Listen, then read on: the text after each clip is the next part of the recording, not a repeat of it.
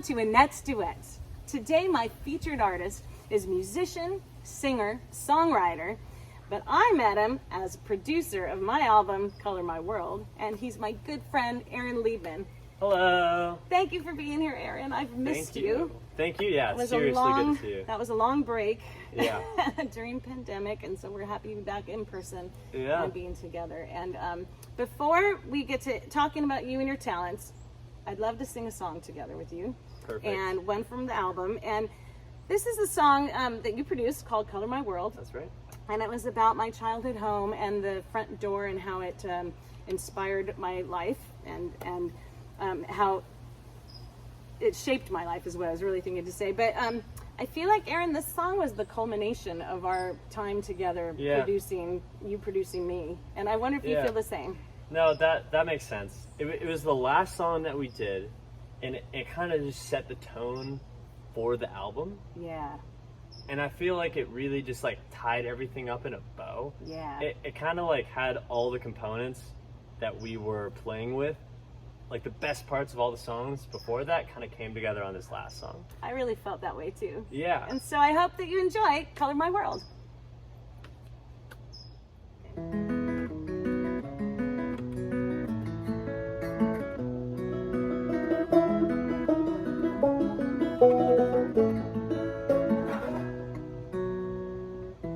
Plain white door featured colored glass, gave the family home that vintage class.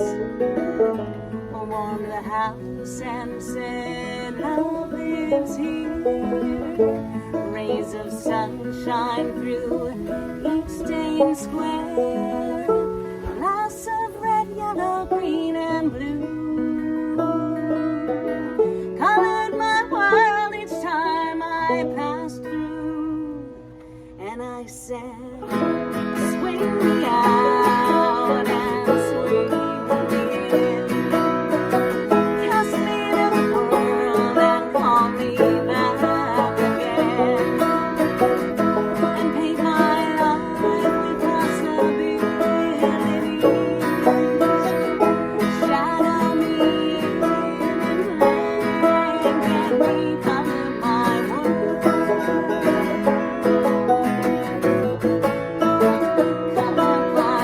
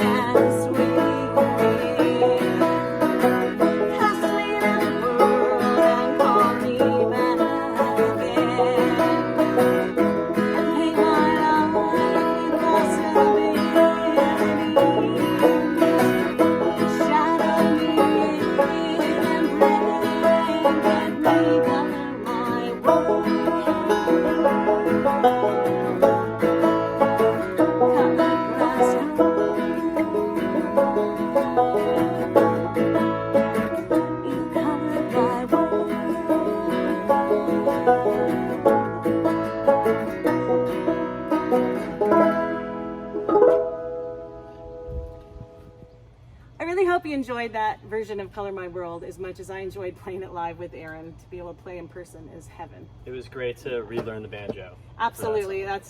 I handed him a banjo and was like, hey, Aaron, it's time to play. And, Right, I was like, oh yeah, time to look up all the chords again.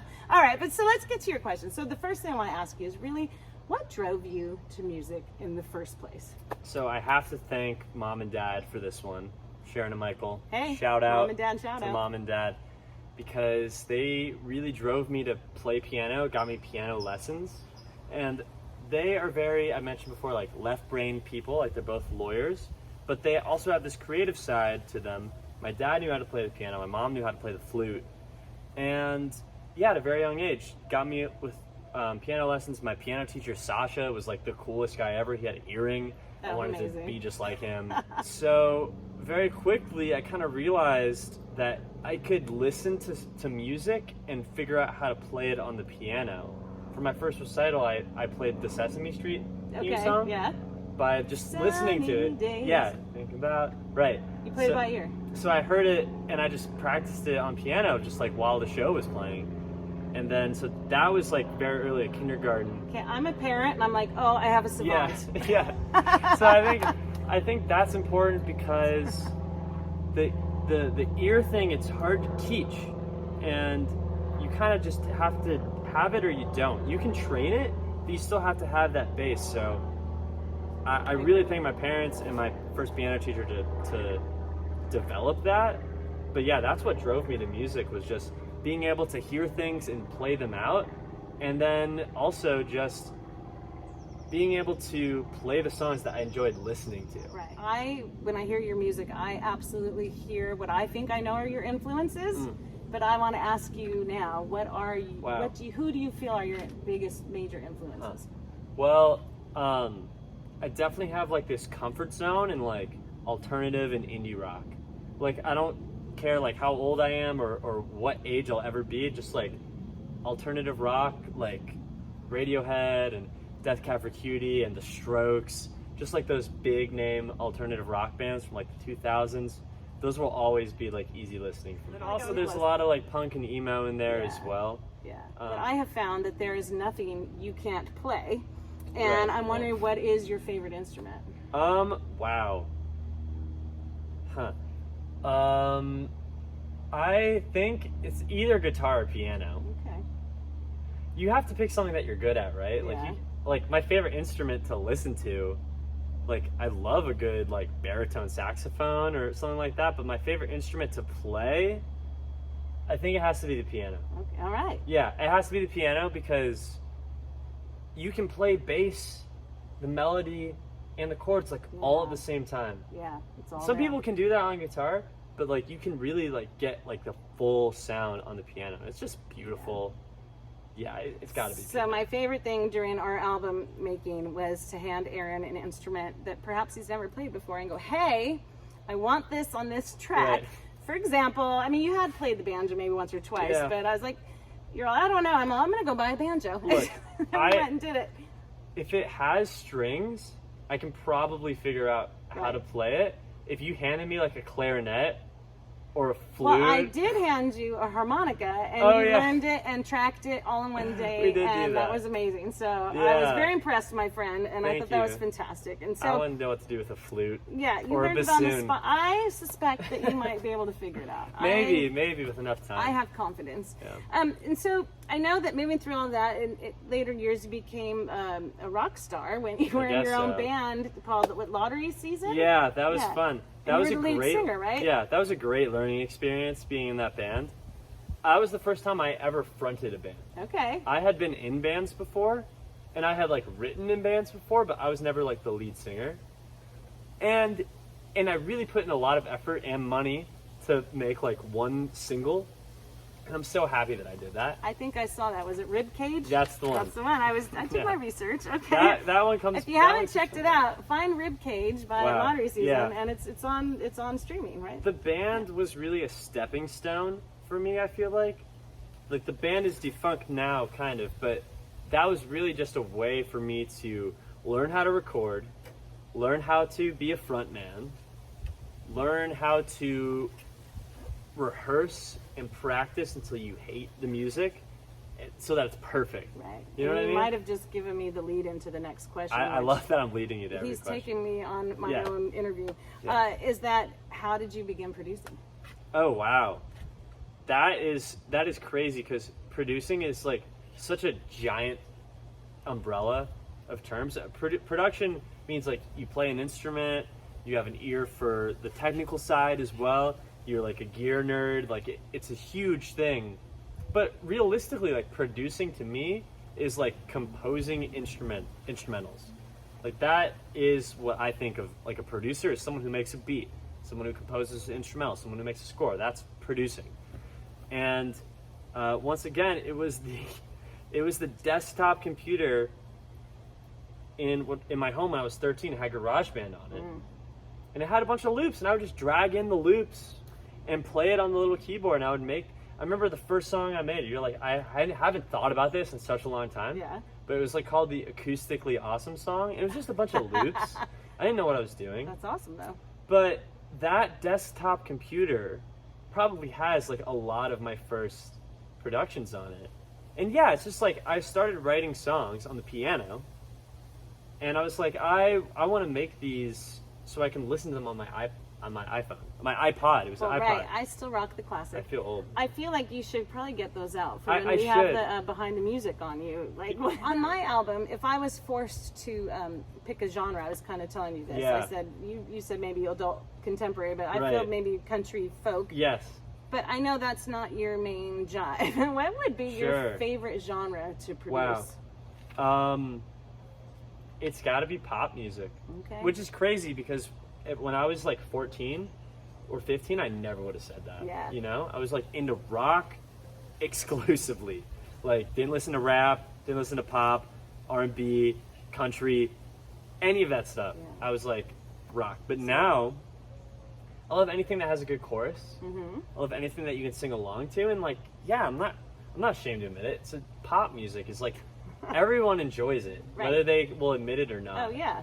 And I just love a good hook. I just am a sucker for it. Yeah. So pop music. I feel like teenager you might understand. I think so. And genres are actually, a lot of people don't like genres, but I think they're fun. I think you kind of come up with your own genres. Right. Like there's this band I really like, and they call themselves snack rock. Oh, I've never heard of that before. it goes with what I'm calling mine now, Chardonnay rock. That's perfect. See, that's why I think Music genres. for moms. And I stuff think like that's that. why genres can be fun. Yeah. You know, I don't think that there is limiting. Sometimes people be like, oh, like I don't really want to classify myself, and it's like, well, if you do, you kind of start to form this identity. Yeah, And true. if you come up with your own genre, Snack like rock. Chardonnay Chardonnay folk rock. or Chardonnay rock, that's actually that's perfect. It's the money. I think that's a perfect way to describe you. Yeah. Yeah. Well, thank you. I like Yeah. that. But okay, so with producing, what is your favorite part of producing? Huh. Yeah. Okay. Favorite part of producing, I think this could be said about any hobby or passion. But when you get into that state of flow, here it is. My favorite part of producing is when I have an idea in my head and I hear it in my head and then I make it come out the speakers. You're able to make it happen. That is the most satisfying feeling ever. Okay. It's got to be the equivalent of like someone envisioning a painting Okay. or like a design and then bringing it to life that way. The when you part have an that idea. you didn't touch on that I felt really helpful for me was that you're really excellent at arranging as well. Thanks, yeah. I mean, you could listen to my song in a second and then go, oh wait, but maybe we should switch Yeah. it this way. I've always thought of arranging as add as many layers and parts to a section that you can think of. Add the little high part on the guitar. Add the strings. Add the little piano frills. Add everything. Then Sorry, take for a minute. it away. Yeah. Take every little part away, and then that's how you arrange. You want to keep the arrangement. It's just about keeping the listener engaged. Right. Along the ideas of producing, you've been producing for all sorts of different people. Yeah, You want to tell me a little bit about some of the types of producing you're doing? totally. Well, I'm the main producer in my duo, Never and Always. I was going to get to that, but yes. Yeah, Well, yeah. let's talk about Never and Always. Sure, yeah. So I met Nola, my girlfriend, partner, songwriter, lover. I met her back in 2017, 2018. Yeah. Because we're coming up on 3 years. Congrats. Yeah. That's amazing. Hi, Noel. And that was my thing, was that I was never great at lyrics. I'm not the best singer. I can sing. I know you said I was a singer, which is very flattering. But I have evidence down the my whole thing is that I do instrumentals. That's how I express my emotions and ideas. And so when I meet someone who's talented, it really brings the best out of me. And that was Nola for me. She just had these lyrics that I would never have thought of them in a million years. So clever, so thoughtful, and just, she is just as talented, if not more, than I am at my craft. What she does is just as baffling to me as like someone who's doing nuclear physics. She's the Bernie, right? To your Elton. Yeah, exactly. She's the Elton to my Bernie, I think, right? Well, Bernie wrote the words. Oh, Bernie wrote the words. You're right, but she also sings. Yeah, so shoot, that's a hard example. So Never and Always multi-talented. Is awesome. And you guys are back in the studio. We run and operate like a studio together, and it's cool. We've actually been able to like make money together doing what we love. Yeah. And so yeah, Never and Always has been great, and Nola has made me so much of a better producer, because she also produces, right, just in a different way. It's not the full circle. It's not like the composing on Logic, right? She has these ideas and arrangements and the composition that really challenge me and make me a better producer. So you've heard it. You've been doing some corporate work as well. Yeah, I have done a few background tracks for Yamaha, which has been really fun. That's like very reference based. Like basically, they'll send me a song, or a few songs. They'll be like, "We want to use this in our commercial, but that would cost like $1 million to use this 21 Pilot song, or to use this like Jack White song." Right. They almost licensed one of these songs for like $10,000, and they're like, "Wait a second." Yeah. So then they bring it to a producer like me, and they're like, "Get us the closest thing that still has the same vibe, right, but is copyright safe." Right. Fair enough. Yeah, it won't get ripped off. Right. And so that's been really fun, and it's been very rock oriented, a lot of guitar, a lot of bass. So teenage you is happy. And that's sweet, you know. It goes up on YouTube, and I see the product was for a Rocket bass, was for a bass amp, and then like 3 weeks later, I see the actual bass amp in Guitar Center, and then I'm just like, oh, I did the music for that. Like, that's amazing. It's pretty cool. Okay, so total left turn here. You're a surfer. Yeah. And I know that when I ski and I'm at the beach, I'm very incredibly inspired. So and true. I'm wondering if while you're in the waves or just on top of the water, however, while you're surfing, are you thinking music? Wow. Honestly, not really. So it's more you're there to cleanse and then receive the new ideas. That being said, though, I've written songs about surfing. Yeah. Ribcage is about messing up my ribs surfing. And that whole song. So it's like it's a passion in my life, and people tend to write about passions in their life. They're inspired by passions in their life. I'm probably more inspired by surfing in the studio than I'm inspired from the studio while I'm surfing. You know what I mean? Yeah, no, that's fair. So I wanted to ask you if you had advice for a young kid who has that garage band on their laptop, and you know, it seems like so many people think they're producers. What is it that you can help an up-and-comer on how to stand out? Okay, wow. If you don't know how to play an instrument, learn an instrument. All right. If you're producing, you don't know how to play the piano, you gotta know how to play an instrument. Some fundamentals. There are people who get by without it, but you won't really go far unless you know some chords and some melodies. So learn a few songs on piano. And also, here's a big one that I see a lot of kids, like they'll make a beat and they'll charge like $50 for the beat, because it'll go up online and then it'll be like, or YouTube, and like anyone can download it. And a beat is really just like maybe like an 8-bar or 16-bar loop, right, with the little arrangements. So it's not super complicated. Little Nos did, right? He got a loop. Yeah. I think he got like a loop off YouTube or something, right? So yes, you can make $50 like making a beat, right? But if you actually connect with artists and get them into your space and get them for a day, you can, first of all, make something so much more like tailored to an artist, and you can make more money doing that. Right. I think that's probably, like, I learned this the hard way, but don't throw away your music for free. Collaborate with people to, you know, make something special and make a little extra money. So you're already making a successful living making music, which when I ask people, what's your dream for music? That's what they usually say. Yeah. So my question to you now is, what would be your pie in the sky question or dream for music? Pie in the sky, anything for music.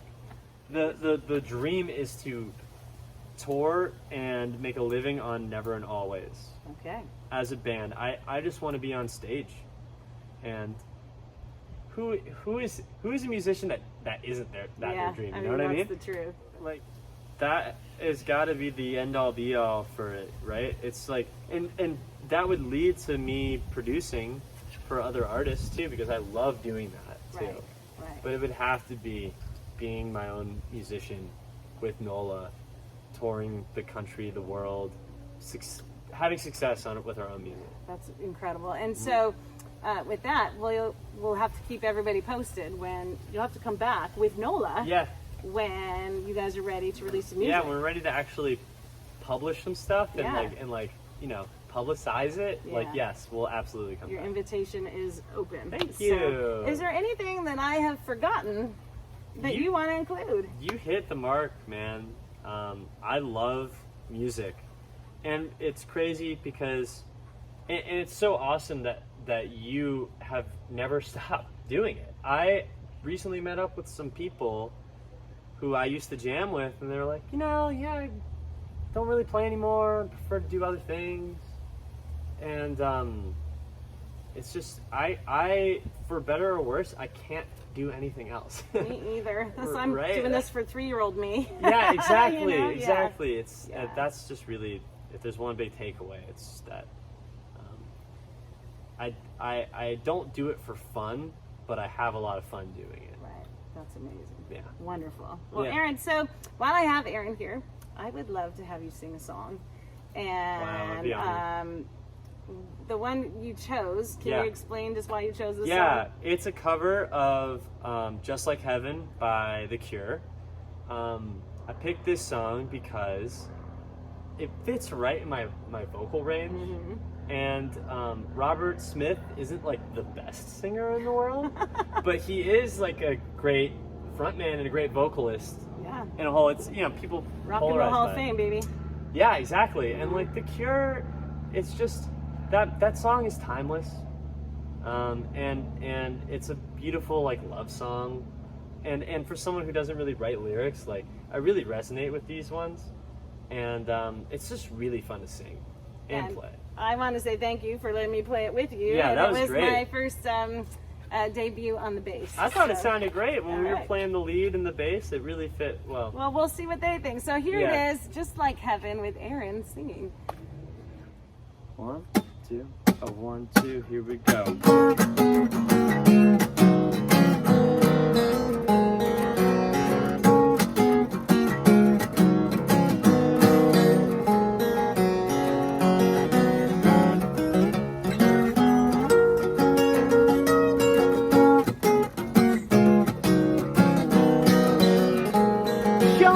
Show me how you do that trick. One that makes me scream, she said. One that makes me laugh, she said. Put your arms around my neck. Show me how you do it.